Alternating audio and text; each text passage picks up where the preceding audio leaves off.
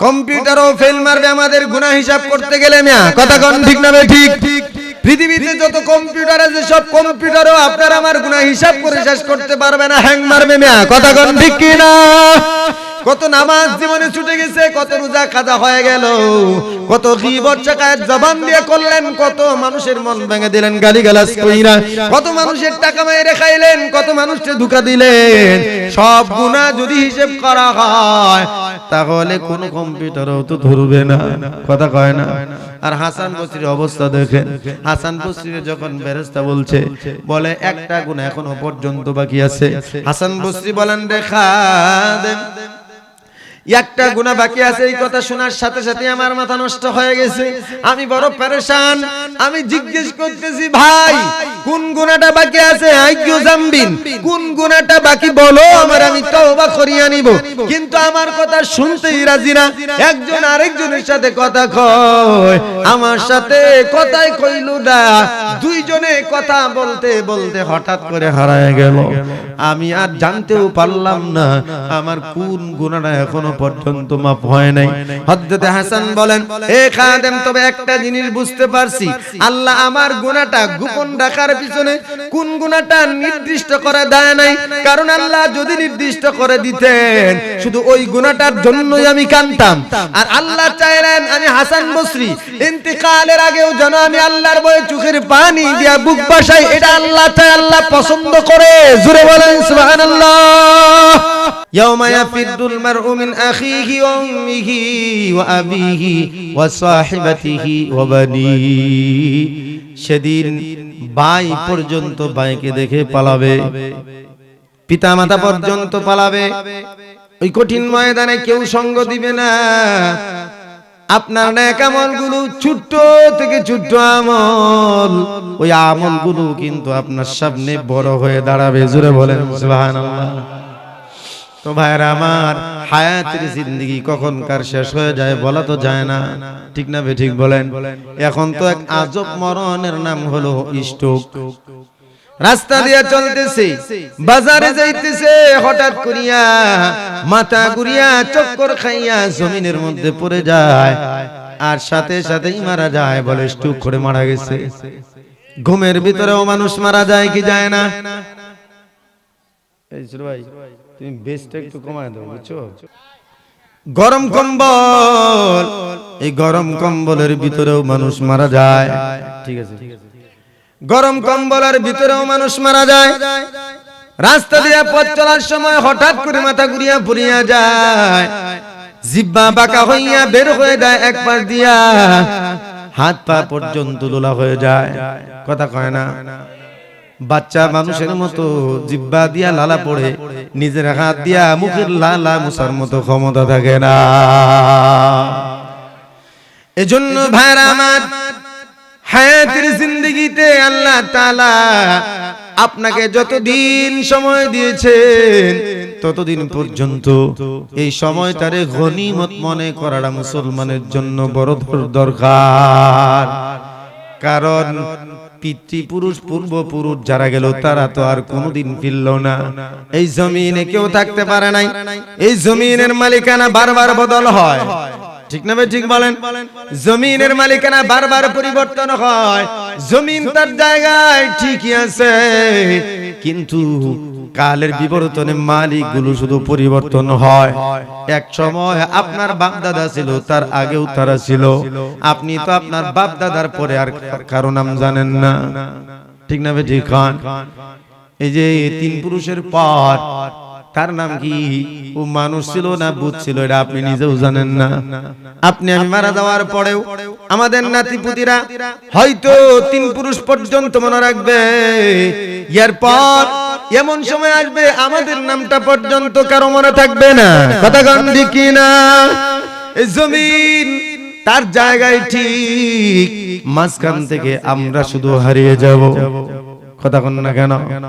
তো ভাইরা আমার, এই বিষয় নিয়ে কথা বলবো, আল্লাহ তাআলা যদি তৌফিক দান করেন। আল্লাহর নবী হাদিসের মধ্যে ফরমান, কুল্লু নাফস, কোরআনে কারীমে আল্লাহ বলেন, কুল্লু নাফসিন যায়িকাতুল মাউত, প্রত্যেকটা প্রাণী কিন্তু মরা লাগবে। এজন্য আমি মাঝে মাঝে বলি আমরা সবাই মরার গোষ্ঠী, কথা কোন ঠিক না ঠিক? আমরা সবাই মরার গোষ্ঠী, কেউ থাকতে পারবো না। আপনার এই শেখ বংশের গোষ্ঠী বলেন, চৌধুরী গোষ্ঠী বলেন, কোন গোষ্ঠীর কিন্তু অস্তিত্ব থাকবে না। সবাই কিন্তু মরবে, সবাই কিন্তু মরার গোষ্ঠী, কথা কোন ঠিক না?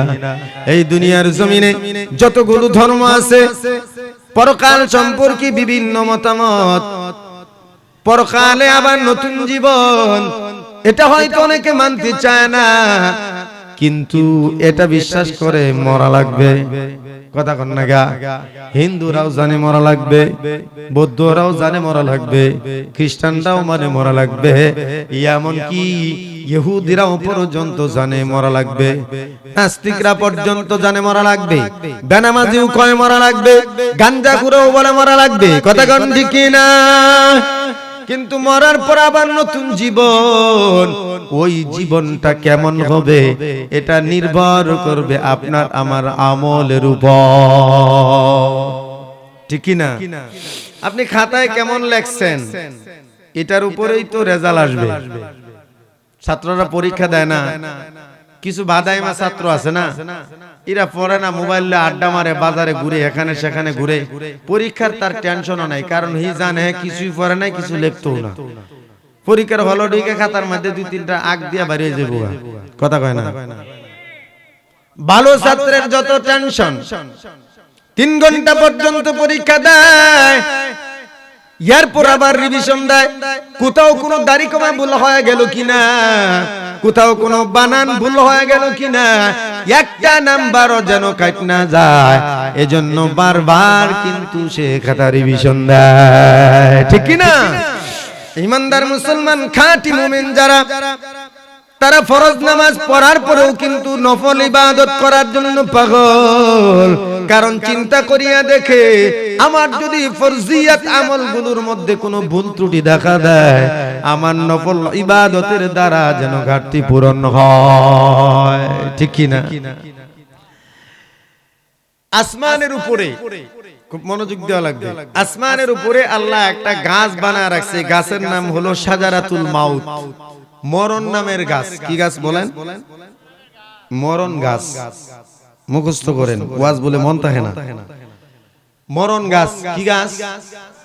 কথা বলতে হবে সবার, কি গাছ? মরণ গাছ। এই গাছের মধ্যে ততগুলো পাতা আছে যতগুলো প্রাণী আল্লাহ বানাইছে। নবী আরবি বলেন,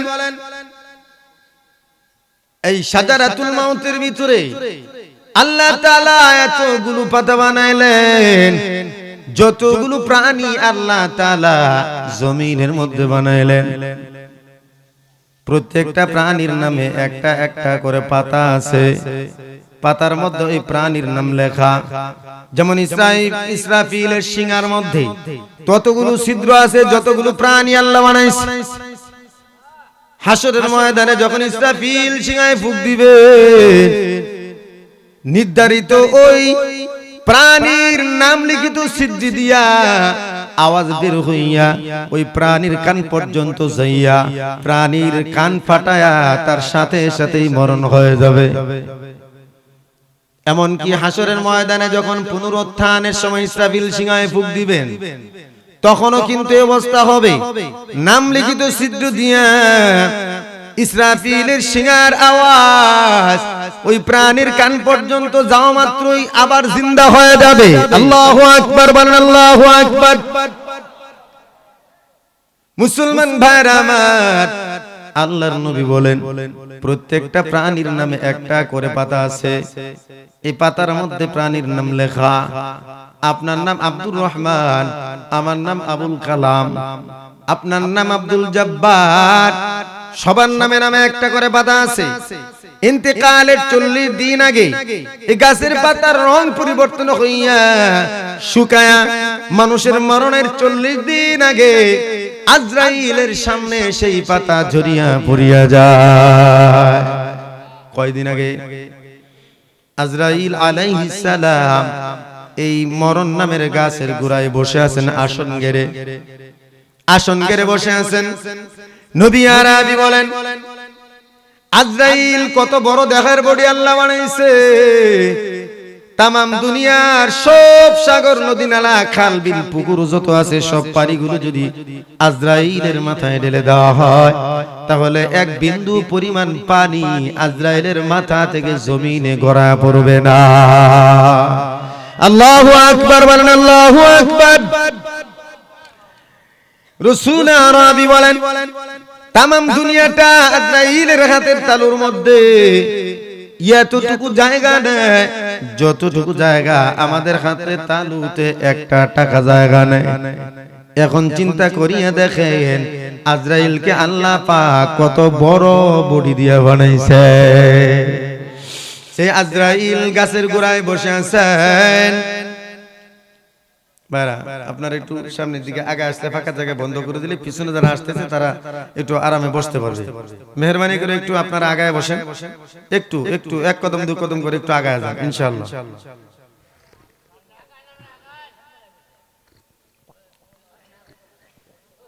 ঠ্যাং মেলায় বসুক, জায়গা তো আছে, সামনে আগায় আসেন, সামনে আগায় বসেন। ওই যে ফাঁকা জায়গা আছে আপনারা ফাঁকা জায়গাগুলো বন্ধ করে দেন, ফাঁকা জায়গাগুলো বন্ধ করে দেন ইনশাআল্লাহ, তাহলে পিছনে ভাইরা আসলে বসে যাবে। আজরাইলের সামনে যখন এই পাতাটা পড়ে যায়, আজরাইল পাতাটা হাতে নেওয়ার পর সহযোগী কোটি কোটি ফেরেশতা আছে মালাকুল মউত। আজরাইল সাধারণ মানুষের জান কবজ করার জন্য কিন্তু আসে না, আজরাইলের লক্ষ কোটি কোটি ফেরেশতা আছে সহযোগী মালাকুল মউত ফেরেশতা, এদেরকে পাঠায় দেয় যারা জান কবজ করার জন্য সব সময় 24 ঘন্টা আজরাইলের চতুর্দিকে ঘুরতে থাকে। জোরে কোন সুবহানাল্লাহ। তো ভাইরা আমার 40 দিন আগে পাতা পড়ে যাওয়ার পর আজরাইল পাতাটা হাতে নিয়ে দেখে নাম লেখা উনখেট, সাথে সাথে মালাকুল মউত ফেরেশতারে ডাক দিয়ে দিয়ায়, এই দেখ অমুক নামের বান্দার মরণের নোটিশ জারি হয়ে গেছে, আজকে থেকে নজর নজর রাখবি, চোখের পলকের আড়ালে যাইতে দিবি না, একটা সেকেন্ডও চোখের আড়াল হতে দিবি না, নির্দিষ্ট টাইমে নির্দিষ্ট জায়গায় তার জান কবজ করিয়া নিবি, 1 সেকেন্ড আগেও হবে না, 1টা সেকেন্ড পরেও হবে না। অথচ আল্লাহর এই বান্দা জানে না আগামীকাল তার মরণ হবে, পেছনে মালাকুল মউত ঘুরতেছে, আগামীকাল মরণ হবে, আজকেও চাঁদাবাজি করে, আজকেও জমি দখল করে, আজকেও মানুষকে গালাগাল করে, কথা কোন আছে না নাই, আজকেও গাঞ্জা খায়, আজকেও মদ খায়, আজকেও মানুষের সাথে ঝগড়া করে, আজকেও মানুষের মন ভেঙে দেয়, আগামীকাল তার মরণ। কিন্তু বান্দা একবারও ভাবে না যে কোনো মুহূর্তে তার মরণ হয়ে যেতে পারে, ঠিক কি না? হয় না? আজকে চুরি করছে কালকে মারা গেছে।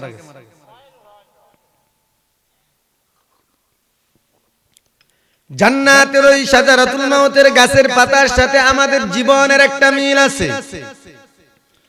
একটু মনোযোগ দিয়ে শুনেন।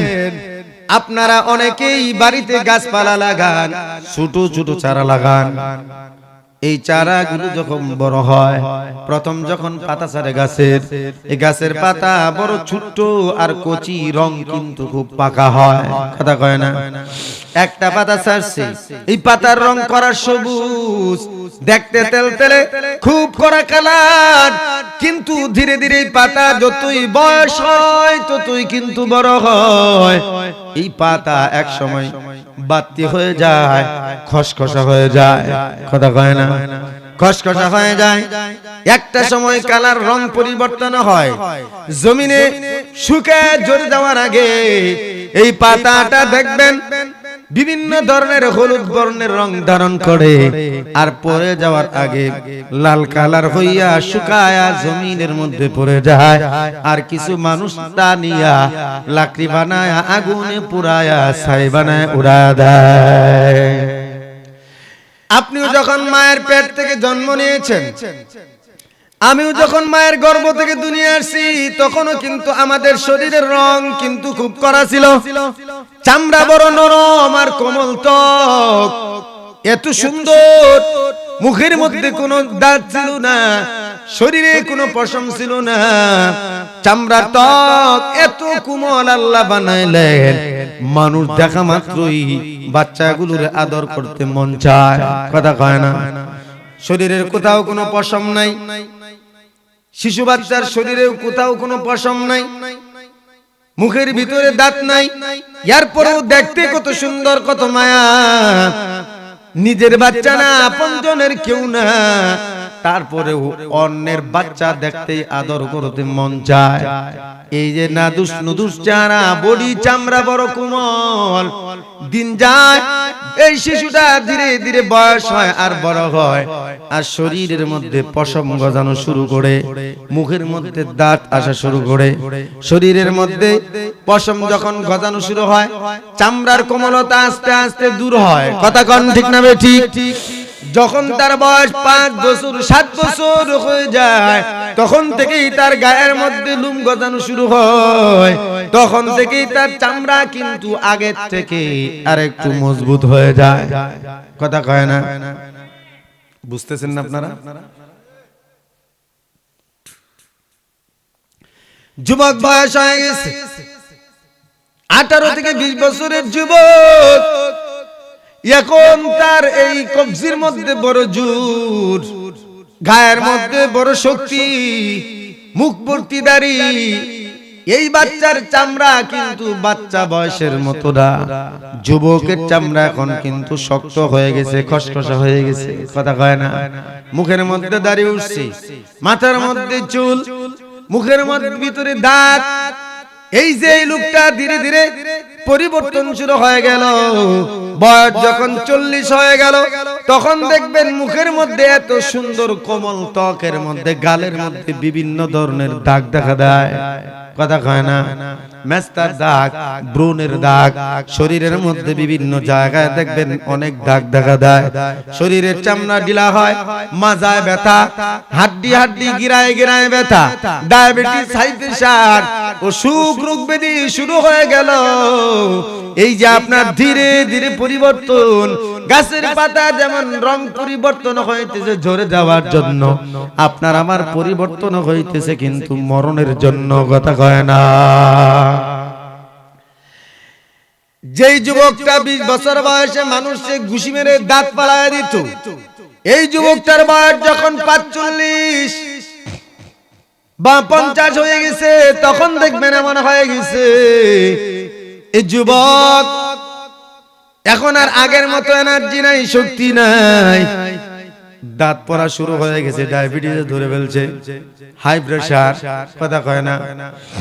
রাস্তা দিয়ে চলার সময় হঠাৎ করে কিন্তু মাথা চক্কর খাইয়া স্ট্রোক কইরা এক সাইড অবশ, এক হাত আর এক পা অবশ হয়ে গেছে, হয় কি হয় না? এমন হয়ে গেছে ঘরের মধ্যে পড়ে আছে। সেই যুবকটা এখন ঘরের মধ্যে এক সাইড অবশ্য এমন হয়ে পড়ে আছে, যেই কবজি দিয়া ঘুষি মেরে মানুষকে আঘাত করত, সামনের টেবিলের মধ্যেই দেখবেন জগভর্তি পানি আর গ্লাস আছে টেবিলের উপর, গলায় বড় পানির তৃষ্ণা, কিন্তু এতটুকু শক্তি হাতের ভিতর নাই, নিজের হাত দিয়া জগ থেকে 1 গ্লাস পানি বইরা নিজের মুখে তুলে দিবে, ঠিক না? তাকায় থাকে কখন ফ্যামিলি মেম্বার আসবে, সংসারের সবাই কাজে কর্মে ব্যস্ত, তাকায় আছে, অপেক্ষায় আছে কখন ঘরে আসবে, আর মুখ দিয়া বলতেও পারে না, কারণ জবান বন্ধ হয়ে গেছে, জিহ্বা বাঁকা হয়ে এক সাইড দিয়ে ঝুলে গেছে। এখন সবাই অন্যের দিকে তাকায় আছে কখন আইসা পানি ভরে মুখের মধ্যে চামচ দিয়ে তুলে দিবে। ও বান্দা, এই যে সময়ের পরিবর্তনে আপনার আমার বডির পরিবর্তন, এই পরিবর্তন কিন্তু মরণের দিকে নিয়ে যাচ্ছে, কথা কয় না?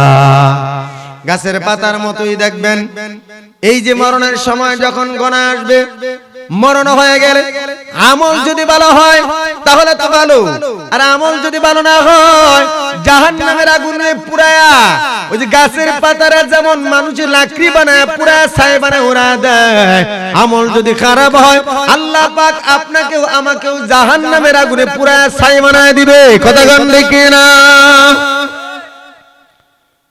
তো মরা লাগবে, ইয়ার মধ্যে কোনো সন্দেহ নাই, ঠিক না ঠিক বলেন? আল্লাহ তাআলা বলেন আইনামা তাকুনু ইউদরিকুমুল মাউতু ওয়ালাউ কুনতুম ফি বুরুজিম মুশাইয়াদা, তোমরা যেখানেই থাকো না কেন, এমন কি যদি কোনো সুরক্ষিত প্রাচীর অথবা কেল্লার ভিতরেও যদি তোমরা আশ্রয় নাও, আমার মালাকুল মউত সেখানে গিয়া তোমাদের সাথে মোলাকাত করবে। তো ভাইরা আমার, এবার শুনেন,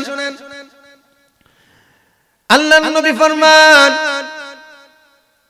ইন্তিকালের 40 দিন আগে যেমন মানুষের মরণের নোটিশ জারি হয়ে যায়, দুনিয়ার জমিনে দেখবেন কোন মানুষের যদি গ্রেফতারি পরোয়ানা জারি হয়, হয় কি হয় না? এই ভাইরা কথা বলো না, কথা বললে ডিস্টার্ব হয়। তোমরা তো এমনি ওয়াজ শুনো না, কিন্তু চুপ থাকো। কি করে, কি বলছিলাম? হ্যাঁ, দেখলা, লাইন তো ডিস্টার্ব করে দিলা। দুনিয়ার কোন আসামির নামে যদি গ্রেফতারি পরোয়ানা জারি হয়ে যায়, দেখবেন তার পাসপোর্ট ভিসা সব জব্দ হয়ে যায়, ঠিক না ঠিক বলেন? দেশের বাইরে যাওয়া বন্ধ, পুলিশের নজরে রাখে, বান্দা যেন কোনো দিক দিয়ে পালাইতে না পারে। আজরাইল মালাকুল মউত যখন আপনার নামে 40 দিন আগে মরণের নোটিশ জারি হয়ে যায় রে বাবা, সেদিন থেকে আপনাকে চোখের পলকের আড়াল হতে দেয় না, সেকেন্ডে আপনার পিছনে ঘুরে। এখন শুনেন, আল্লাহ তাআলা বলেন ইন্নাল্লাযীনা ক্বালু রাব্বুনাল্লাহ, আল্লাহ বলেন যে সমস্ত বান্দারা বলে আমাদের রব আল্লাহ। আমাদের রব কে? জোরে আওয়াজ দিয়ে বলা লাগবে, সবাই বলেন।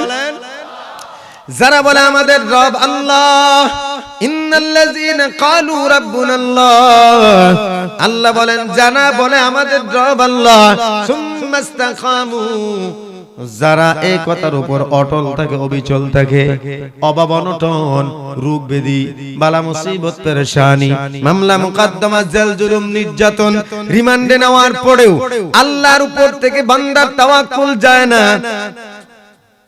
এমন লোকদের ব্যাপারে আল্লাহ বলেন তাতানাজ্জালু আলাইহিমুল মালায়েকা, আল্লাহ তাআলা তাদের জন্য বন্ধু বানায় ফেরেশতা পাঠিয়ে দেয়। চিল্লায়ে বলেন সুবহানাল্লাহ। নবী আরবি বলেন ইন্তিকালের 40 দিন আগে যেমন তার মরণের নোটিশ জারি হয়ে যায়, ঠিক তেমন বান্দা যদি আমল ওয়ালা হয়, নবীজি বলেন 30 থেকে 70 জন পর্যন্ত রহমতের ফেরেশতারে আল্লাহ তাআলা পাঠায় দেয়, যা আমার এই বান্দার সাথে তোরা বন্ধু হইয়া সম্পর্ক কায়েম কর। এরা দুনিয়ার জমিনে আয়েশা পড়ে, আয়েশা কানে কানে কি বলে শুনেন, আল্লাহ তাআলা তুলে দিয়েছেন কোরআনে কারীমের মধ্যে, আল্লাহ তাখাফু ওয়া লা তাহজানু, এই ইমানদার বন্ধু ভয় পায়ো না, চিন্তা কইরো না, আমরা তোমার বন্ধু। জোরে বলেন সুবহানাল্লাহ। আর কানে কানে ডাক দিয়া কয় নাহনু আউলিয়াউকুম ফিল হায়াতিদ দুনিয়া ওয়া ফিল আখিরাহ, বলে আমরা তোমার দুনিয়ার জন্য বন্ধু, শুধু দুনিয়ার বন্ধু না, বরং কিয়ামতের দিনেও বন্ধু, এমন কি জান্নাতে ঢুকানোর আগ পর্যন্ত তোমার সঙ্গ থাকবো। জোরে বলেন সুবহানাল্লাহ। এবার বলেন, যদি 70 জন ফেরেশতা আপনার আমার বন্ধু হয়ে যায়, তাহলে মরণের কোনো চিন্তা আছে? কবরে চিন্তা আসেনি, হাসরের ময়দানে চিন্তা আসেনি, কারণ এরা জান্নাতে ঢুকানোর আগ পর্যন্ত আপনাকে আমাকে আলাদা হতে দিবে না। সুবহানাল্লাহ। আল্লাহ তাআলা বলেন আরেকটা ঘোষণা দিয়ে দাও, আমার এই গোলামের কানে কানে বলে দাও, ওয়া আবশিরু বিল জান্নাহ, জান্নাতের সুসংবাদ দিয়ে দাও। জোরে বলেন সুবহানাল্লাহ। ও মুমিন ভাই, এজন্য আমল করা বড় প্রয়োজন। আমল যদি ভালো না হয়, তাহলে আপনার জন্য মরণের নোটিশ ঠিক আসবে, কিন্তু ফেরেশতা আপনি বন্ধু পাবেন না। 40 দিন আগে আপনার মরণের নোটিশ জারি হয়ে গেছে, ভয় ঢুকে গেছে আপনার। আবার 40 দিন আগে যদি আল্লাহ তাআলার রহমতের ফেরেশতারা আপনার বন্ধু হয়ে যায়, আপনার কোনো ধরনের চিন্তা থাকবে না। হয়তো বলবেন হুজুর ফেরেশতা দেখি না, তাহলে সাহস কেমনে পামু? তাফসীর কিতাবের মধ্যে লেখে, তাফসীর কবিরের মধ্যে লেখে, ফেরেশতারা কানে কানে সাহস দেয় আর বলে বন্ধু চিন্তা করো না, তোমার কোনো চিন্তা নাই, আমরা তোমার পাশে আছি। ফেরেশতাদের এই কানে কানে বলার আওয়াজ যদিও মুসলমানরা ইমানদাররা শুনতে না পারে, কিন্তু আল্লাহ তাআলা অটোমেটিক তাদের কলিজার মধ্যে সাহস বাড়ায় দিবে। জোরে বলেন সুবহানাল্লাহ। এমন ফেরেশতা বন্ধু চাই কি চাই না? কারা কারা চাই? হাত তুলেন দেখি। সবাই চাইতো। 70 জন ফেরেশতা বন্ধু জান্নাতে যাওয়ার আগ পর্যন্ত চাইতো। তাহলে নামাজ, তাহলে সবাই জোরে কোন ইনশাআল্লাহ। আর ছাড়বো না ইনশাআল্লাহ। শীতের মধ্যে ঠান্ডা পানি দিয়ে ভাত খান না? খান না? তো একটু ওযু করে নিলে কি এমন অসুবিধা হয়ে যাবে? আমরা তো আর ক্ষতি হয়ে যেত না, ক্ষতি হয়ে যাব। তো ভাইরা আমার আবার শুনেন, তাফসীর কবিরের মধ্যে আল্লামা ফখরুদ্দীন রাজি রাহমাতুল্লাহি আলাইহি লেখেন, এই যে আল্লাহ তাআলা ফেরেশতা বন্ধু বানায় পাঠিয়ে দিয়েছেন, ই বান্দা মনের মধ্যে বড় সাহস থাকবে, জজবাওয়ালা থাকবে, কোনো কাজে ভয় পাবে না, মরণেরও চিন্তা করবে না, মরণেরও চিন্তা করবে না। আর বিপরীত দিকে আমল যার খারাপ, ফাসিক, আল্লাহর নাফরমান গোলাম, আল্লাহর গোলামি করতে পছন্দ করে না, মরণের ভয় তার কলিজায় যখন চলে আসবে, মরণের সময় তার কিন্তু অবস্থা খারাপ হয়ে যায়। দুটোটার বর্ণনা আল্লাহর রাসূল হাদিসের মধ্যে দিবেন, খুব মনোযোগ দিয়ে শুনেন। দুনো বান্দার মরণের কথা, কেমনে মরণ হয় আল্লাহ রাসূল হাদিসের মধ্যে বর্ণনা দিবেন। নেককার বান্দার মুমিনের যখন ইন্তেকালের সময় হয়ে যায়, আজরাইল আলাইহিস সালাম আসে, ওই যে মালাকুল মউত আসে জান্নাতের রেশমি রুমাল নিয়া, সুবহানাল্লাহ জোরে কয় না? জান্নাতের রেশমি কাপড়, এই কাপড় নিয়ে আয়েশা ডাক দিয়া সালাম দেয়, আসসালামু আলাইকুম ইয়া আইয়াতুন নাফসুল মুতমাইন্নাহ, এ পরিতৃপ্ত আত্মা, শান্তি ভাবে, শান্তিপূর্ণ ভাবে, আনন্দ চিত্তে ইরজি ইলা রাব্বিক, তোমার রবের দিকে চলো। কোন ধরনের ভয় দেখায় না। আজরাইল তার অরিজিনাল সূরত ধরে আসে না, আজরাইল বন্ধুরূপে সূরত ধরে আসবে। আয়েশা সালাম দিবে, সালাম দেওয়ার পর বলবে, ইয়া আইয়াতুহান নাফসুল মুতমাইন্নাহ, এ পরিতৃপ্ত আত্মা, তুমি ইরজি ইলা রাব্বিকি রাজিয়াতাম মারজিয়া, আনন্দ চিত্তে তুমি তোমার রবের দিকে চলো। জোরে কোন সুবহানাল্লাহ। বিপরীত ফেরেশতারা বসে থাকবে পাশাপাশি। আল্লামা ফখরুদ্দীন রাজি রাহমাতুল্লাহ আলাইহি হাদিসের মাধ্যমে বলেন, নবী আলাইহিস সালাম বলেছেন, ওই যে ইন্তেকালের সময় দুইজন মা বাবার সূরত ধইরা দুইটা শয়তান আসবে, একজন ধরবে মায়ের সূরত আর একজন ধরবে বাবার সূরত। আয়েশা ইন্তেকাল করার আগ মুহূর্তে সামনে আয়েশা দাঁড়ায় যাবে, মার সূরত ধইরা শয়তান ডেকে ডেকে বলবে, এই সন্তান, তোমার আমি এতদিন 8 থেকে 10 মিনিট পর্যন্ত কষ্ট করে তোমার গর্ভে রাখছি, তারপর প্রসব ব্যথায় কত যন্ত্রণা সইলাম, এরপর তোমারে কত কষ্ট করে লালন পালন করে বড় বানাইলাম। সন্তান রে, মা কোনদিন সন্তানের অকল্যাণ চায় না।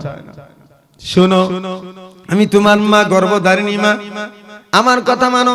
এই তোমার বাবা, বাবা ডাক দিয়া বলবে, রে সন্তান, তোর ভালো থাকার জন্য তোর পিছনে কত শ্রম দিয়েছি, নিজে না খেয়ে তোরে খাওয়াইলাম, নিজের হাড় ভাঙা পরিশ্রম করে তোর খাবারের ব্যবস্থা করলাম। সন্তান রে, আমরা তোর মা বাবা, আর মা বাবা কোনদিন সন্তানের অকল্যাণ চায় না। একটা কথা মানিয়া লাও, আমরা তোমার মা বাবা বলছি, আল্লাহ একজন না, আল্লাহ কয়েকজন। জোরে কোন নাউযুবিল্লাহ। এই কথা যখন বলবে, রাসূল আরবি সাল্লাল্লাহু আলাইহি ওয়াসাল্লাম ফরমান, যদি বান্দা ফাসিক হয়, নাফরমান হয়, তাহলে এদের কথা মাইনা বেঈমান হয়ে মারা যাবে, দুনিয়া থেকে বিদায় নিবে। আর যদি আমল ভালো হয়, ওই যে ফেরেশতা বন্ধুরা আছে না নাই, 40 দিন আগেই চলে আসছে, কানে কানে বলে দিবে বন্ধু চিন্তা কইরো না, শুনো যারা তোমার মা বাবার সুরত ধরে তোমার কথা বলতেছে, আসলে এরা তোমার মা বাবা না, তোমার মা বাবা তো সেই কবে মারা গেছে, আর মরা মানুষ কোনোদিন ফিরার দিশা পায় না, সুতরাং এরা তোমার মা বাবা না, শয়তান তোমার মা বাবার সুরত ধইরা তোমার ঈমান কারিয়া নেওয়ার জন্য আসছে, এরে দূর দূর করে তাড়া দাও। জোরে কোন সুবহানাল্লাহ, আর জোরে বলেন। এবার আল্লাহ তাআলার এই কামিল মুমিন গোলাম ফেরেশতার এই কানে কানে কথা পাইয়া কলিজার ভিতরে জজবা চলে আসবে, সাহস চলে আসবে, ডাক দিয়ে বলবে এরে বাটপারের দল, ধোঁকাবাজ, তোরা শয়তান, তোদের কি চিনে ফেলছি, এই কেমনে ধোঁকা দিবি, আমার মা বাবা তো সেই কবেই মারা গেছে, আর মা বাবা মরলে তো একবার আর কেউ ফিরে না, নামনে করতে সে ফিরে, কেউ ফিরে না, মা বাবা নাই, কবেই মারা গেল, মা বাবার সুরত দুইরা ধোঁকা দেওয়ার জন্য চিনে ফেলছি, জলদি ভাগ, যদি না ভাগস কমরের মাজা কিন্তু থাকবে না। শয়তান দূর দূর হইয়া দূরে চলিয়া যায়। জোরে কোন সুবহানাল্লাহ। বান্দারে ফেরেশতা ডাক দিয়া কয়, এ বন্ধু আমার, অল্প সময়ের জন্য আলাদা হচ্ছি, তোমারে কাফন দিবে, গোসল করাবে, তোমারে কাফন দিবে, জানাজা পড়াবে, তারপর যখন তোমারে দাফন করবে আমরা কবরের মধ্যে আগেই রেডি থাকবো। জোরে বলেন সুবহানাল্লাহ। এখন শুনেন, দুই প্রকার মানুষের ইন্তেকালের আগের মুহূর্তের কথা আল্লাহর নবী হাদিসের মধ্যে বলছে। দেখবেন সমাজের মধ্যে এমন অনেক সময় ঘটে, এক বান্দা বড় নাফরমান, সুদখোর, বাটপার, সিটার, নামাজ রোজা কিছুই করে নাই, ইন্তেকালের সময় হয়ে গেছে, সন্তানগুলোরে ডাক দেয়া বলে, রে সন্তান, আমার শেষ একটা আশা, হয়তো আর কোনোদিন তোদের কাছে ফিরবো না, মরণের সময় হয়তো হয়ে গেছে, আমি বল মাছের মাথা খাইতাম চাই, শেষ খাওয়ানিটা খাওয়ায় দে। আসেনি এমন রাক্ষস কিছু, কথা কয় না। সন্তান বলে, বাবা মাছের দাম কোনো বিষয় না, বাজারে যদি পাওয়া যায় অবশ্যই খাওয়াবো।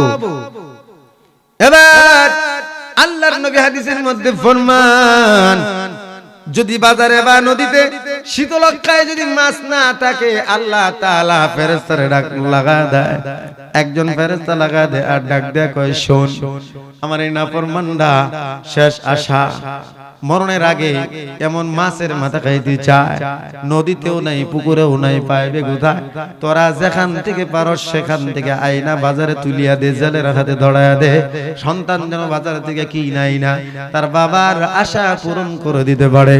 এভাবে তার মনের আশা পূরণ হয়ে যায়। আর সন্তানগুলো বাজারে চার দোকানে বসে বসে গাল ফুলায় কথা কয়, দেখছস নি আমার বাপের কপাল কত বালা, শেষ আশাটাও পূরণ করে দিছি, কথা কয় না। বিপরীত আল্লাহর এক কামেল মুমিন, ই বড় নামাজি, বড় সৎ, জিন্দেগিতে কোনোদিন হারাম ছয় নাই, জিন্দেগিতে কারো হক নষ্ট করে নাই, জিন্দেগিতে কোনোদিন কাউকে কোনো কষ্ট দেয় নাই, ধোঁকা দেয় নাই, এমন বান্দা ইন্তেকালের পূর্ব মুহূর্তে পরিবারের লোকদের ডাক দেয়া কয়, আমি একটু মধু খাইতে চাই, হয়তো আমারও হায়াত শেষ। তখন মধু বাজার থেকে নিয়ে আসার পর সন্তান যখন চামিচ দিয়া বা কোনো কিছু দিয়া মা বাবার মুখে তুলে দিবে, আল্লাহ তাআলা বলেন, রে ফেরেশতা, হাত দিয়া নাড়া দিয়া ফালা দে। ফেরেশতা ডাক দেয়া কয়, মালিক, এটা কেমন ইনসাফ আপনার, আপনার নাফরমান ফাসিক জীবনভর আপনার নাফরমানি করলো, আপনি তার মনের আশা পূরণ করে দিলেন। আরে আপনার কামেল মুমিন একটু মধু খাইতে চাইলো, সন্তানরাও খাওয়াইতে চাইলো, আপনি আমার হাত দিয়া নাড়া দিয়া ফালায় দিতে বললেন, এটা কেন গো আল্লাহ? আল্লাহ বলেন, আমি যা জানি তোমরা তা জানো না, আমরা অনেক সময় যা দেখি ঘটে তার উল্টা, কথা কোন ঠিক না ঠিক? পরে বলি, হায় হায় কি দেখলাম আর কি হইল, কথা কয় না। ঠিক এমন আল্লাহর নবী হাদিসের মধ্যে ফরমান, আল্লাহ তাআলা ফেরেশতারা ডাক দিয়ে বলেন, ও ফেরেশতারা শুনো, এই যে নাফরমান গোলাম মাছের মাথা খাইতে চাইলো, আমি তার আমলনামা খুলে দেখলাম, আমলনামায় কোনো নেক নাই, কোনো নেক আমল নাই, শুধুমাত্র একটা নেক আমল আছে, আর সব গুনাহে ভরা তার আমলনামা। এ ফেরেশতা, আমার এত দামি মিজানের পাল্লা এই নাফরমানের জন্য হাসরের ময়দানে আমি দাঁড় করাতে চাই না, এজন্য মনের আশা পূরণ করে দিয়া ওই নেক আমলটারে ধ্বংস করে দিয়েছি। এখন মরবে আর সুজা বিনা হিসেবে জাহান্নাম। জোরে কোন নাউযুবিল্লাহ। সব স্বপ্নই কপাল খুলে না, কথা কয় না। সব স্বপ্নই, কিছু কিছু স্বপ্ন কপাল জ্বালায় দেয়। এই সন্তানে মুখ বইরা কইছে বাপের কপাল বালা। কপাল বালা হইছে না কপালে ঠাডা পড়ছে? কথা কন। নবী আরবি বলেন, আল্লাহ তাআলা বলেন, মিজানের পাল্লা আমার দামি পাল্লা, একটা নেকের জন্যই নাফরমানের জন্য আমি মিজানের পাল্লা দাঁড় করাতে চাই না। এজন্য তার মনের আশা পূরণ করে দিয়া নেক আমলটা ধ্বংস করে দিলাম।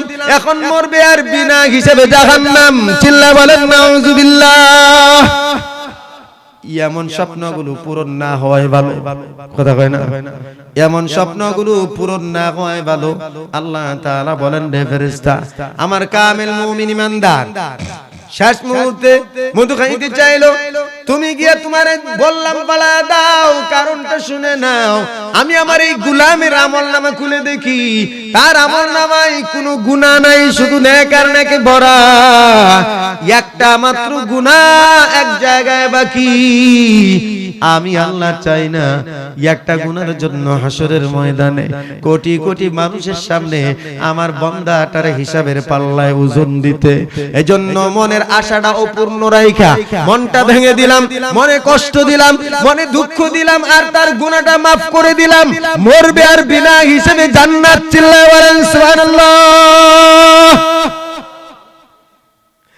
আল্লাহর নবী হাদিসের মধ্যে ফরমান, মুমিনের কোনো কষ্টই কিন্তু বিফলে যায় না।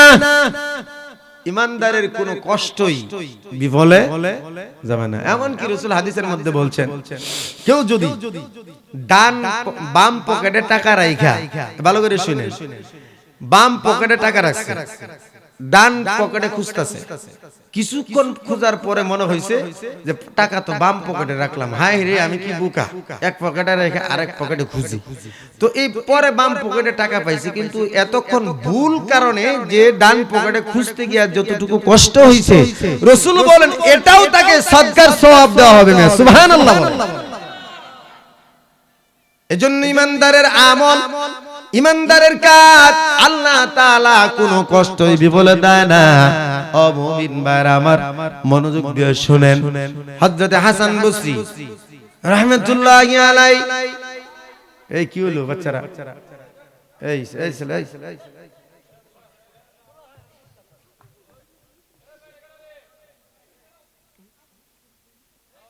আপনাদের মাহফিলের স্বেচ্ছাসেবক লোক নাই? হাসান বসরি রাহমাতুল্লাহি আলাইহির এক খাদেম, দীর্ঘ 15 থেকে 20 বছর হযরত হাসান বসরির খেদমত করে ইন্তেকালের পূর্ব মুহূর্তে হযরত হাসান বসরির ডায়রিয়া হলো, পাতলা পায়খানা শুরু হয়েছে, বারবার কাপড় নষ্ট হয়ে যায়, বেহুশ হয়ে যায়। হাসান বসরি রাহমাতুল্লাহি আলাইহি খাদেমকে ডাক দেয়া কয়, রে খাদেম শোনো, যতবার আমার কাপড় নাপাক হয়, যতবার আমার পাতলা পায়খানা হয়, ততবার তুমি আমার কাপড় পাল্টায় দিবা আর আমার শরীরটা মুছে দিবা। আমি একটা সেকেন্ডও কিন্তু নাপাক শরীরে থাকতে চাই না। কখন জানি মালাকুল মউত চলে আসে, নাপাক শরীরে আল্লাহর দরবারে হাজিরা দিতে চাই না। সুবহানাল্লাহ। আর আমাদের দেশের মুসলমানেরা, বৃদ্ধরে যদি বলি চলেন নামাজ পড়ি, বলে লুঙ্গি ঠিক নাই। যুবকরে যদি বলি চলো নামাজে যাই, বলে প্যান্ট ঠিক নাই। কথা কোন ঠিক না ঠিক? আমার প্রশ্ন হইল, তোমার যদি শরীর ঠিক না থাকে, তোমার যদি কাপড় ঠিক না থাকে, নামাজ পড়তে পারো না, আজরাইল কখন তোমার টান দিয়ে নিয়ে যাবে? এটা তো তোমার জানা নাই। নাপাক অবস্থায় দুনিয়া থেকে যদি বিদায় নাও, হাসরের ময়দানে তোমার কি অবস্থা হবে রে ভাই, একবারও তো ভাবলা না। এজন্য আমি সবাইরে বলি, পকেটের মধ্যে বড় মোবাইল রাখা যায়, পকেটের মধ্যে মানি ব্যাগ যদি রাখা যায়, এত কিছু যদি তোমার পকেটে জায়গা হয়, 10 টাকার একটা পকেট টিস্যু আছে না নাই, 10 টাকা দামের একটা পকেট টিস্যু পকেটের মধ্যে রাখো, ইস্তেঞ্জা করার পর এটা ব্যবহার করো, অন্তত শরীরটা নাপাক হবে না, হবে না? কথা কোন ঠিক কি না? পকেট টিস্যু ব্যবহার করো, শরীর পাক রাখো, কাপড় পাক রাখো, যেখানে ইচ্ছা সেখানে নামাজের সময় করে নামাজ পড়তে পারবা। নাপাকি হালতে দুনিয়া থেকে বিদায় নিতে হবে না, ঠিক কি না? হাসান বসরি রাহমাতুল্লাহি আলাইহি উনি বলতেছেন, রে খাদেম, আমারে 1 সেকেন্ডের জন্য তুমি নাপাক রাখো না। খাদেম ডাক দিয়ে বলে, হুজুর এটা কেমনে সম্ভব? একটু পর পর আপনার শরীর নাপাক হয়ে যায়, কতবার আপনাকে গোসল দেব, কতবার আপনাকে ধৌত করব? হাসান বসরি বলেন, আমি কিচ্ছু জানতে চাই না, শুধু এটুকু বলি, আমি যেন 1 সেকেন্ডের জন্য নাপাক না থাকি। এমন ভাবে খাদেম তার খেদমত করে। হঠাৎ করিয়া বারবার যখন বেহুশ হয়ে যায়, আর একবার বেহুশ হওয়ার পরে হযরতে হাসান বসরি চোখ লেগে গেছে, খাদেম কিনারায় বসা। হযরতে হাসান বসরি চোখ বন্ধ রেখে বলতেছে, আইয়ু জামবিন, আইয়ু জামবিন। 3 বার আওয়াজ করে বললেন, আইয়ু জামবিন, কোন গুনাহটা? বাংলা হলো কোন গুনাহটা? আইয়ু জামবিন। এভাবে 3 বার বলার পর যখন হুঁশ ফিরে আসলো, খাদেম প্রশ্ন করে, হুজুর একটা কথার জবাব দেন, এত বছর ধরে খেদমত করি, কোনোদিন তো এমন শব্দ আপনার জবান থেকে শুনি নাই। ও হুজুর, এত বছর ধরে খেদমত করলাম, কোনদিন আপনার জবান থেকে এমন আজব শব্দ শুনি নাই। কেমনে কি হয়েছে হুজুর? চোখ বন্ধ রাখা অবস্থায় আপনি আচমকা 3 বার এমন বললেন, মুখের আকৃতিও কেমন যেন ভিন্ন, পেরেশানি হালত।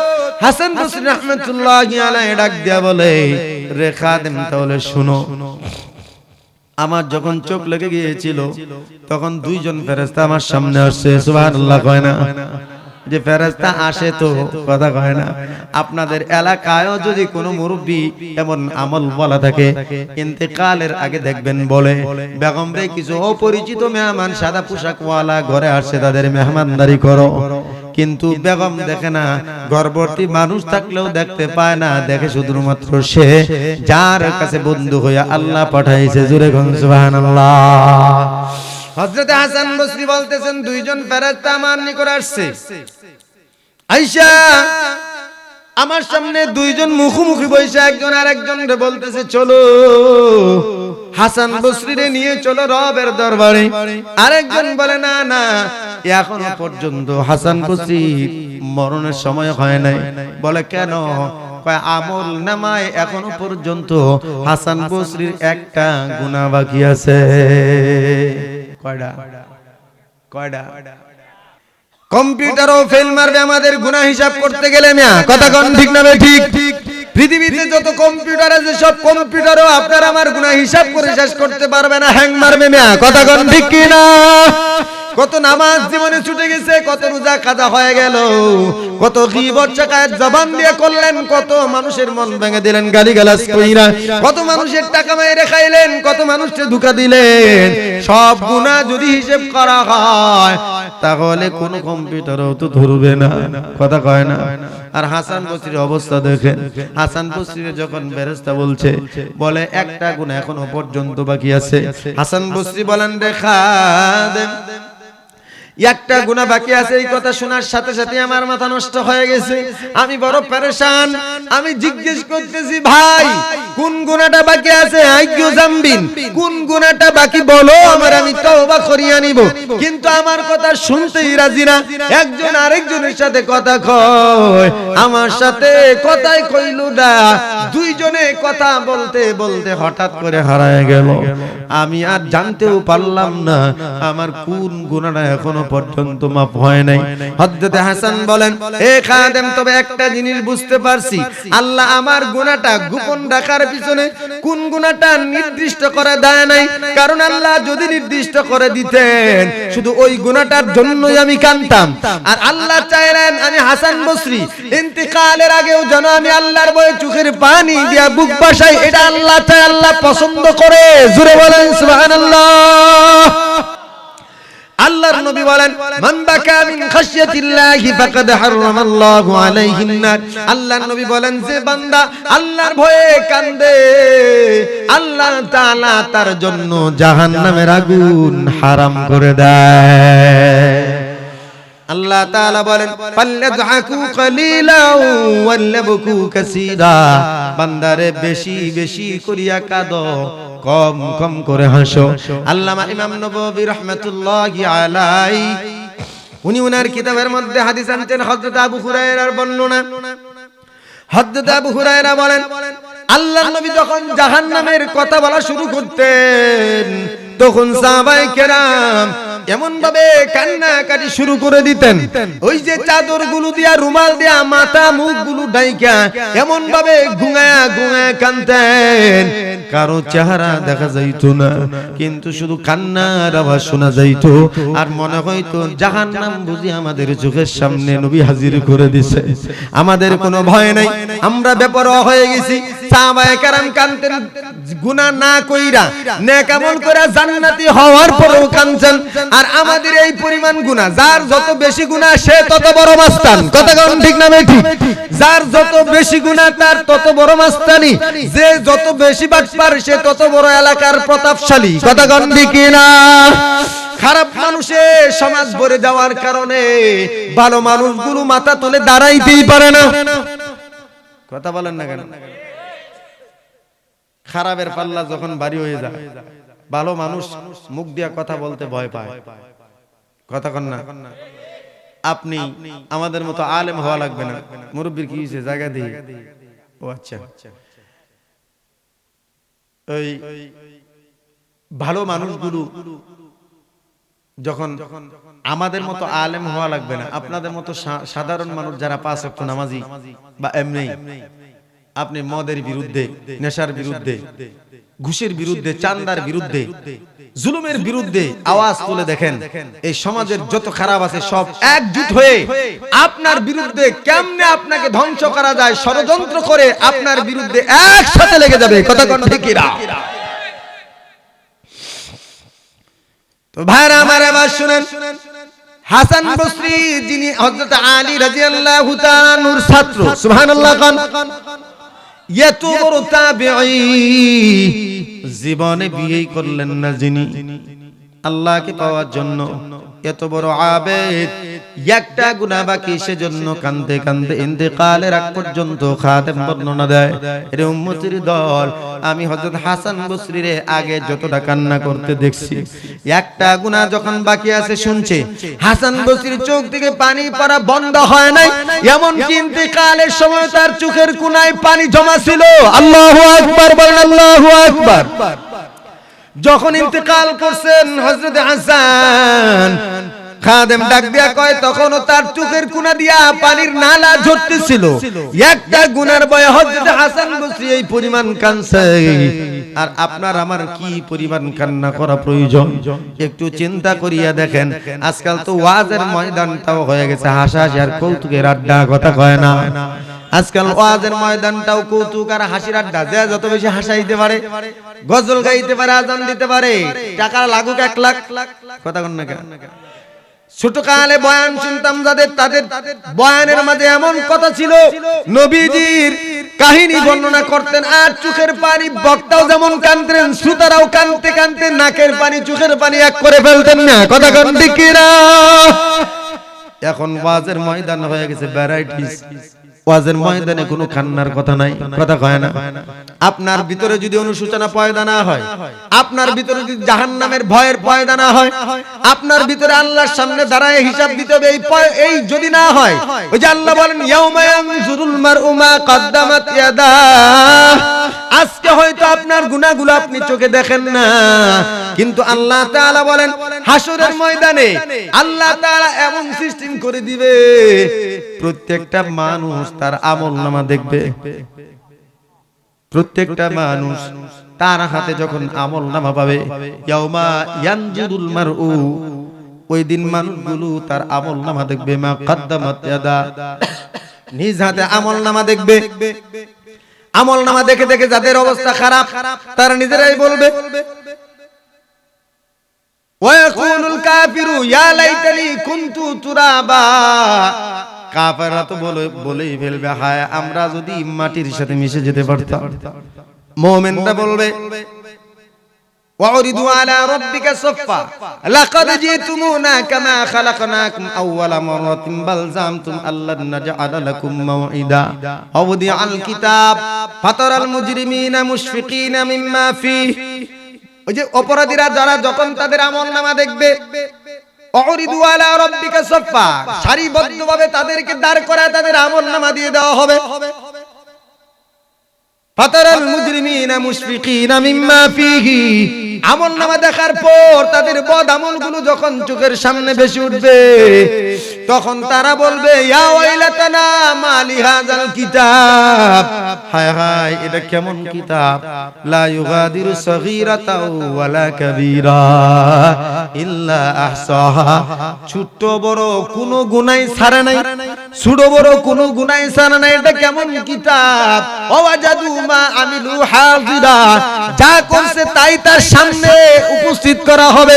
আল্লাহ বলেন, ফামান ইয়ামাল মিসকালা যাররাতিন খাইরান ইয়ারা ওয়া মান ইয়ামাল মিসকালা যাররাতিন শাররান ইয়ারা। আর আমল যদি ভালো আমল যদি যাররা পরিমাণ হয় সেটাও দেখানো হবে, আমল যদি খারাপ যাররা পরিমাণ হয় সেটাও দেখানো হবে। সুবহানাল্লাহ বলেন। এবার শুনেন, মানুষকে দাফন করার পর আল্লাহ রাসূল বলেন, আতান মালাকান আজরুকান ফায়ুজলিসানিহি, আল্লাহ রাসূল বলেন মানুষকে দাফন করার পর দুইজন ফেরেশতা নীল চক্ষুওয়ালা, নীল চোখ হবে ফেরেশতাদের, বিশাল বড় মাপের বডি যখনই আসবে চোখগুলো হবে নীল কালার। ফায়ুজলিসানিহি, মাইয়াতরে উঠায় বসাবে, তারপর তিনটা প্রশ্ন করবে। কোন হাদিসে আছে চারটা প্রশ্ন করবে। কয়টা? তিনটা, কোন কোন হাদিসে চারটি, তিনটা কমন, এটি করবেই। কথা বুঝে আসছে? প্রথম নাম্বার প্রশ্ন, এই তিনটা প্রশ্ন যদি দিতে পারে, একটু মনোযোগ দিয়ে শুনেন, তিনটা প্রশ্নের জবাব যদি কোনো বান্দা বান্দি কবরে দিতে পারে, তাহলে প্রথম চান্সে সে জান্নাতি ঘোষণা হয়ে যাবে। জোরে কয় না সুবহানাল্লাহ। এখন জান্নাতে কি বিনা হিসাবে যাবে নাকি কিছুদিন জালখানায় জাহান্নামে বোকা লাগবে, এটা ফয়সালা হবে হাসরের ময়দানে। এটা কবে? আপনাদের ছেলেমেয়েরা পরীক্ষা দেয়, শুধুমাত্র পাস করছে, আর আপনারা মিষ্টি বিতরণ শুরু করে দেন। কোন সাবজেক্টে কত পাইছে জানে না, কথা কয় না। কোন সাবজেক্টে কত পাইছে জানে না, শুধু এটুকু জানছে যে পাস করছে, তাতেই কি হয়, মিষ্টির ধুম পড়ে। ঠিক না ঠিক বলে? ঠিক এমন দেখেন আল্লাহ তাআলা কি বলবেন। আল্লাহ রাসূল বলেন, ফায়াকুলান লাহু মা রাব্বুক, বসায়া বলবে, এ বান্দা বলো তোমার রবকে। ওই যে আগে বলছিলাম আল্লাহ তাআলা বলেন, যারা বলে আমাদের রব আল্লাহ, তাদের জন্য ফেরেশতা পাঠানো হবে। কথা কোন ঠিক না? মনে আছে না নাই? এবার দেখেন, ফেরেশতারা যখন প্রশ্ন করবে মা রাব্বুকা, এই বান্দার পাশে ওই ফেরেশতারা আছে, তারা কানে কানে বলবে, বন্ধু ভয় পাও না, আমরা আছি, তুমি নির্দ্বিধায় সাহসের সাথে জবাব দাও। পরীক্ষা দেয় ছাত্র পরীক্ষার কেন্দ্রে, বাবা ওই দূর থেকে জানালা দিয়ে হাত নাড়া দেয় আর সাহস দেয়। কথা কোন ঠিক না? ঠিক এমন বন্ধুরূপী প্যারেট তারা খানে খানে বলবে, চিন্তা কইরো না, ভয় পাও না, তুমি সাহস করে জবাবগুলো দাও, আমরা তোমার পাশে আছি। তখন বান্দা আমলওয়ালা ঈমানওয়ালা হলে বলবে, রব্বি আল্লাহ। প্রথম প্রশ্নের জবাবে বলবে, আমার রব আল্লাহ। আমাদের রব কে? জোরে কোন? আমার রব আল্লাহ। ফায়াকুলান লাহু মা দীনুকা, দুই নাম্বার প্রশ্ন করবে, এ বান্দা তোমার ধর্মের নাম কি? বান্দা সাথে সাথেই বলবে, দীনি আল ইসলাম, আমার ধর্মের নাম হলো ইসলাম। কারণ দুনিয়ায় যত হাজার কোটি ধর্ম থাকুক, আল্লাহর কাছে ইসলাম ধর্ম ছাড়া অন্য কোন ধর্মের কোনো ভ্যালু নাই, ঠিক কি না? আল্লাহ বলেন ইন্নাদ-দীনা ইনদাল্লাহিল ইসলাম, আমার কাছে একমাত্র মনোনীত ধর্মের নাম হলো ইসলাম। ওয়া মান ইয়াবতাগি গায়রাল ইসলামি দীনা ফালান ইউকবালা মিনহু ওয়া হুয়া ফিল আখিরাতি মিনাল খাসিরিন। আল্লাহ বলেন ইসলাম ধর্ম ছাড়া যারা অন্য কোন ধর্ম তালাশ করে তাদের ধর্ম কখনো গ্রহণ করা হবে না, বরং আখিরাতের জমিনে তারা বড় ক্ষতিগ্রস্ত হয়ে যাবে। দুইটা প্রশ্নের জবাব দেওয়ার পর এবার ফেরেশতারা দুইজন আল্লাহর নবীর চেহারা দেখায় বলবে মা হাদার রাজুলুল্লাযী বুইসা ফীকুম, এই যে লোকটা, এই লোকটাকে যাকে তোমাদের কাছে পাঠানো হয়েছিল। আল্লাহ রাসূল বলেন তখন এই বান্দা সাথে সাথে বলবে হুয়া নাবিয়ুনা মুহাম্মাদুর রাসূলুল্লাহ সাল্লাল্লাহু আলাইহি ওয়াসাল্লাম বলেন ইনি তো আমাদের নবী, ইনি আমাদের নবী মুহাম্মদুর রাসূলুল্লাহ। আর বান্দা যদি নাস্তিক মার্কা হয়, আছে না, নবীর দুষ্টটি খুঁজে, বান্দা যদি নবীরে গাল দেয়, বান্দা যদি নবীর সুন্নতের বিরোধিতা করে, বান্দা যদি আলেমদের বিরোধিতা করে, বান্দা যদি ইসলামের বিরোধিতা করে, রাজনৈতিক স্বার্থের জন্য, ক্ষমতার জন্য, সিংহাসনের জন্য, পদের জন্য যদি বান্দা ইসলামের বিরুদ্ধে যায়, আল্লাহর বিরুদ্ধে যায়, নবীর বিরুদ্ধে যায়, তাহলে ওখানে নবীরে দেখলেও চিনতে পারবে না, একটা কথাও জবাব দিতে পারবে না, শুধু বলবে লাদি। আপনারা অনেকেই বলবেন হুজুর আমরা তো আরবি জানি না, তে কেমনে গম? আরে ভাই, যত ন্যাশনাল ইন্টারন্যাশনাল যত হাজার ভাষা সব মাটির উপরেই চলে, মাটির নিচে যাওয়ার পর সব ভাষায় অচল, একটা মাত্র বাকি, তার নাম হলো আরবি। ওখানে মূর্খ লোকটাও কিন্তু আরবি ভাষা অটোমেটিকলি চালু হয়ে যাবে, সুবহানাল্লাহ বলেন। যে আজকে শুদ্ধ করে আলিফ বাতা বলতে পারে না, সেও সেখানে আরবি ভাষী হয়ে যাবে, জোরে বলেন সুবহানাল্লাহ।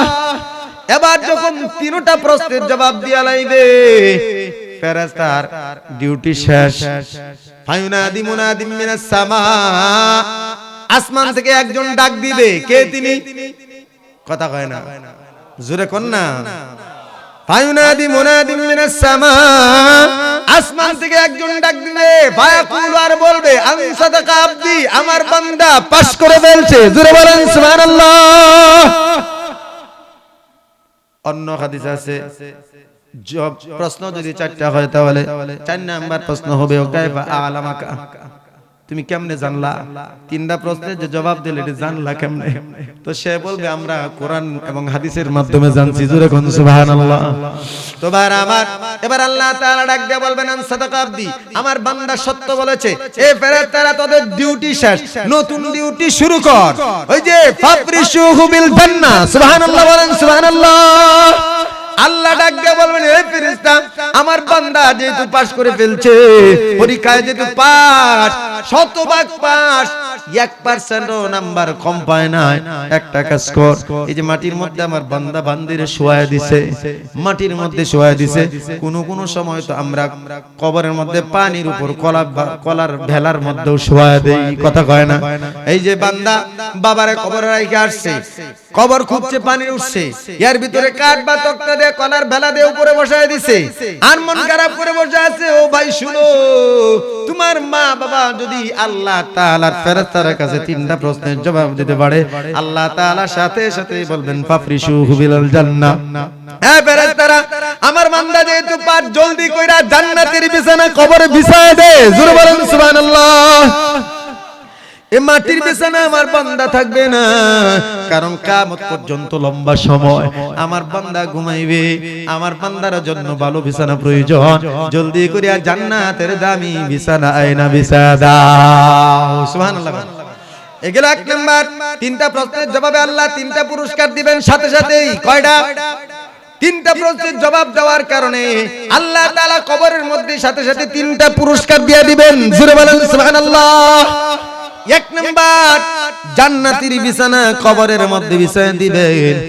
2 নাম্বার ওয়ালবিসুহু বিল জান্নাহ আল্লাহ তাআলা বলবেন রে ফেরেশতা আমার বান্দা আমার গোলাম কম দামি মার্কিনি কাপড় পরায় পেছ মাইরা দিয়া দিছে আমার বান্দার এই পোশাক মানায় না আমার বান্দা কিয়ামত পর্যন্ত ঘুমাইবে কম দামি কাপড়গুলো টান দিয়া খুল আর জান্নাতের রেশমি পোশাক আইনা লাগা দাও আল্লাহু আকবার আল্লাহু আকবার এবার আমার কাপড় আমরা দেই কম দামি মার্কিনি কাপড় এই কাপড় আর কয়দিন থাকবে কিন্তু সাথে সাথে আল্লাহ বলেন জান্নাতের রেশমি কাপড় আইনা লাগা দাও 3 নাম্বার আফতাহু লাহু বাবান ইলাল জান্নাহ আল্লাহ তাআলা বলবেন রে ফেরেশতারা আরেকটা কাজ করো নবীজি অন্য আরেক হাদিসে বলেন এই যে বাঁশের মাচার ছাউনি কবরের উপরের ছাদ সাথে সাথে আল্লাহ তাআলা সরায় দিতে বলবেন আল্লাহ হুকুম দিবেন আমার বান্দার কবরটারে চোখের দৃষ্টি সীমা পর্যন্ত বড় বানায় দাও জোরে বলেন সুবহানাল্লাহ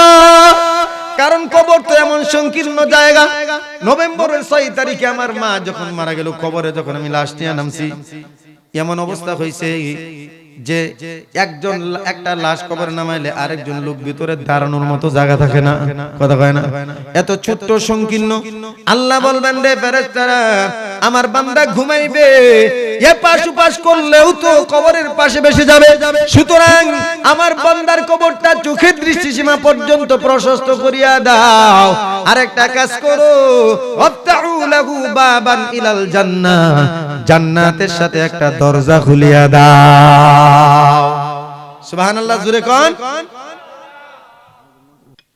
রাসূল আরবি বলেন ওয়াফতাহু লাহু বাবান ইলাল জান্নাহ আল্লাহ তাআলা যখন বলবেন ফেরেশতারা জলদি কর আমার এই বান্দার কবরের সাথে জান্নাতের দরজা একটা খুলিয়া দাও রাসূল আরবি বলেন জান্নাতের 70 প্রকার সুগন্ধি যুক্ত বাতাস কয় প্রকার 70 প্রকার সুগন্ধি যুক্ত বাতাস জান্নাতের লাইটের আলো জান্নাতের নাজ নিয়ামত সব বান্দার কবরে ঢুকতে থাকবে চিল্লায়ে বলেন সুবহানাল্লাহ আর ওই ফেরেশতারা পাশে পাহারা দিবে বান্দা একটা ঘুম দিবে এক ঘুমেই এমন হবে ইসরাফিলের সিংহায় যখন ফুঁক দিবে সব মানুষ যখন উঠতে থাকবে ফেরেশতাই বান্দার কানে কানে গিয়া বলবে আর কত ঘুমাও উড়ো না কিয়ামত হয়ে গেছে আল্লাহর রাসূল বলেন কালাইলাতিল আরশ বাসর রাতের জামাই যেমন ঘুমায় নিশ্চিন্তে কারণ শালাশালি সকালে তুইল্লা নাস্তা খাওয়াবে কথা কয় না আরামে ঘুমায় আল্লাহর রাসূল বলেন এমন নতুন জামাইয়ের মতো একটা ঘুম দিবে এক ঘুমেই কিয়ামত ফেরেশতা এসে কানে কানে বলবে রে বান্দা উঠো আর কত ঘুমাও এই যে দেখো কিয়ামতের ময়দান কায়েম হয়ে গেছে বান্দা চোখ কসলাবে আর ডাক দিয়ে বলবে হায় হায় বলো কি মাত্রই তো চোখটা লেগে আসছিল সুবহানাল্লাহ কয় না আর জোরে কোন জোর হইতেছে না আর একটু জোরে আরে মা জোরে বললে তো শরীরটা গরম হয় কথা কয় না জোরে বলেন সুবহানাল্লাহ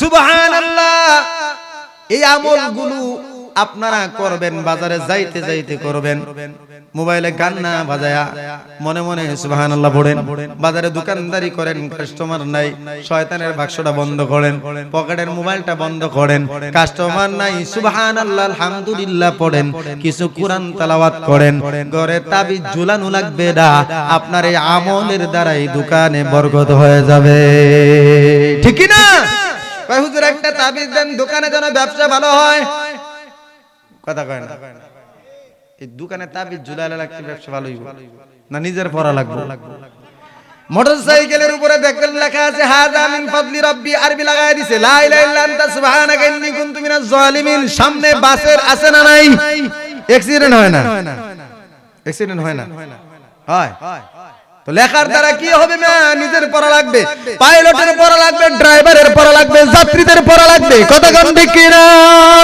ওই লেখা দিয়া যদি সব হইতো তাহলে আল্লাহ বলতেন না ইকরা বিসমি রাব্বিকাল্লাযী খালাক পড়ার কথা বলতেন না লেখা দিয়ে দিতেন পড়ার দরকার ছিল না এজন্য ঘরে বা দোকানে তাবিজ টানানো বাদ দিয়ে আপনি নিজে পড়েন, সুবহানাল্লাহ পড়েন, আলহামদুলিল্লাহ পড়েন, সূরা ইয়াসিন পড়েন, যেই সূরা জানেন, যে কয়টা সূরা জানেন এই কয়টা পড়েন, এর দ্বারা আপনার দোকানের মধ্যে বরকত হয়ে যাবে। জোরে বলেন সুবহানাল্লাহ। তো ভাইরা আমার, এই যে আল্লাহ তাআলার এই বান্দা এমন ঘুম দিবে, আল্লাহ রাসূল হাদিসের মধ্যে বলেন, ওই যে যারা খবিস বান্দা আছে নাফরমানদের ব্যাপারে বলেন, ওয়া আলা জিদ্দি জালিক, সম্পূর্ণ উল্টা হবে, তাদের মরণ হবে উল্টা, কবরের ভিতরে এমন হয়ে যাবে। আজকে দেখেন যুবক ভাইরা, এই যে যুবক ভাইরা ডিজে বক্স বাজায় কবরের মাটি হাড্ডি গুড্ডি বাপ দাদা 14 পুরুষের হাড্ডি গুড্ডি নাচায়, কথা কয় না, নাচা না, মসজিদের মাটি পর্যন্ত কাঁপে, ঘরের ভিতরে কোরআন শরীফ আছে সেটাও কাঁপে, এমন পাগলামি শুরু করে দেয় মনে হয় পাবনা থেকে পলাইছে, কথা কয় না। এটা শুধু ছেলেদের দোষ না, গার্জিয়ানেরও দোষ আছে না নাই, কথা কয় না। গার্জিয়ানরা যদি একটু যদি শাসন করে, পোলা মানে করে আমি কি তা পারতাম, হ্যাঁ যে ফাও মজা পাইবো, এই কথা কন না, কি ফাও মজা পাইবো, দাড়ি বাঁধলে ঢুকবো, আর নাহলে দূর থেকে শুনবো। আরে 10টা বাবা যদি একসাথে গিয়া অ্যাটাক করে দেয় এখানে কিসের কিরে, তাহলে সন্তানরা সাহস পাবে? যত বাধা, যদি 10টা ছেলে কয় একটা মাহফিল করি, কাম পাইছস না, মাহফিল করে কি করি, কথা কয়, কথা কয় না, বাধা দেয়, আগে আগে বাধা দেয়, কই জায়গা বাইরা, ও আইতাছুন, আমি দেখি যাইতাছুন। তো ভাইরা একটু মনোযোগ দেন, এই যে গার্জিয়ানদের অমনোযোগিতা, গার্জিয়ানদের গাইডলাইন ভালোভাবে না পাওয়ার কারণে সন্তানগুলো বিপদে যায়। সন্তান যদি ভালো কাজ করতে যায় আপনারা সাপোর্ট দিবেন, মাহফিল করতে চাইলে সুযোগ দিবেন, গান বাজনা করতে চাইলে বাধা দিবেন, কারণ এই যে এই জমিনের মধ্যে যেখানে বসে আছেন এখানে যে আপনার পূর্বপুরুষের কবর নাই, কে বলছে, কথা কোন আছে না নাই? আদম আলাইহিস সালাম থেকে এই পর্যন্ত কত কোটি কোটি মানুষ মারা গেছে, এখানে বসে আছি এখানেও তো অসংখ্য মানুষের কবর থাকতে পারে কি পারে না? তাহলে যে জায়গাটাই বসিয়া ডিজে বক্স বাজাইতেছো, এই মানুষগুলোর যে কষ্ট দিতেছো, তুমি যখন কবরে যাইবা তোমার দশাটা কি হবে? নবী আলাইহিস সালাম বলেন, জমিনে তো এখন জবান নাই, কিন্তু হাসরের জমিনের তখন জবান খুলে যাবে কবরে যাওয়ার পর। কবরে যখন বান্দা যাবে জমিনের জবান খুলে দেওয়া হবে, জমিন ডাক দিয়ে বলবে, এ বান্দা তোমার ব্যবহার আমি দেখি যে আমার উপর জুলুম করেছো, দর্প করে চলেছো, অহংকার করে চলছো, আজকে আমার ক্ষমতা দেখবা, আমার তখন জবান ছিল না, আমার ক্ষমতা ছিল না, আজকে আমার পাওয়ার দেখবা, তোমার পাওয়ার তুমি দেখাইছো, তুমি তোমার পাওয়ার দুনিয়ায় দায়িত্ব দেখাইছো, তখন আমার পাওয়ার ছিল না, জবান ছিল না, আজকে আমার পাওয়ার দেখবা। নবী আলাইহিস সালাম বলেন, কবরের দুই পাশের মাটি এমন ভাবে চাপ দিবে, এক পাজরের হাড্ডি আরেক পাজরে পর্যন্ত ঢুকে যাবে, জোরে কোন নাউজুবিল্লাহ। এজন্য আপনারা এই কাজটা করবেন, যুবকরা যেন এই কাজগুলো করতে না পারে, কোন ডিজে পার্টি, কোন ধরনের গান বাজনা মিউজিক এগুলো যেন এলাকায় করতে না পারে। মসজিদে পর্যন্ত কোরআন কাঁপে, মসজিদের ওয়াল কাঁপে, বাড়ির মধ্যে কোরআন আছে সেগুলো পর্যন্ত বেয়াদবি হয়, কথা কোন ঠিক কি না? রাজি আছেন? হাত তোলেন, ইনশাআল্লাহ হাত তোলেন।